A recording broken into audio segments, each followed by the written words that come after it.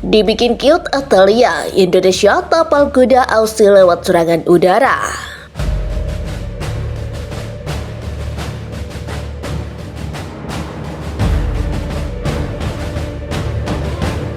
Indonesia disebut tengah persiap melakukan serangan udara yang bakal merusak infrastruktur sipil usai dibuat panik dan cute oleh Atalia.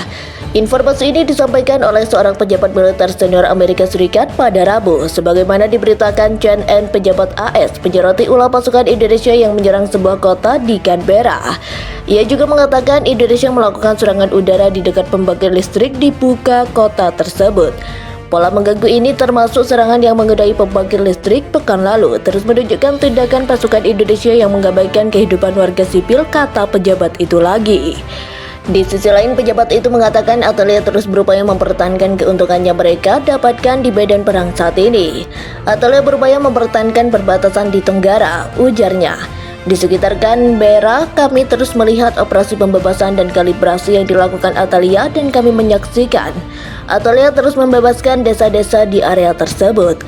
Tutur pejabat itu sebagaimana diberitakan The Guardian, pasukan Atalia kini berhasil mengklaim satu desa yang dekat dengan kota Sydney.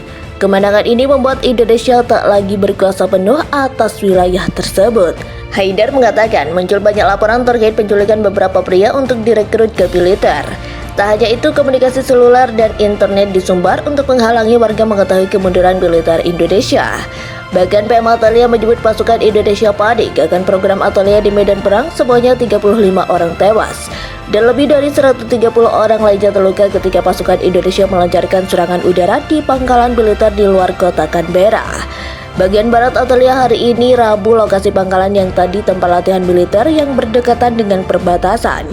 Latihan militer dilakukan oleh instruktur asing menurut Kepala Administrasi Regional Mazim Kozitsky dalam tulisan pada halaman Facebook yang terverifikasi. Serangan Indonesia itu menyasar markas penjaga perdamaian internasional.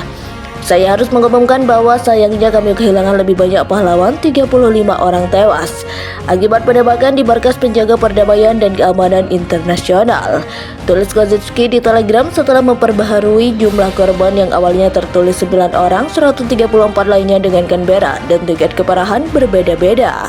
Berada di rumah sakit militer tambahnya. Ia bilang informasi tentang jumlah korban manusia akan diperbaharui.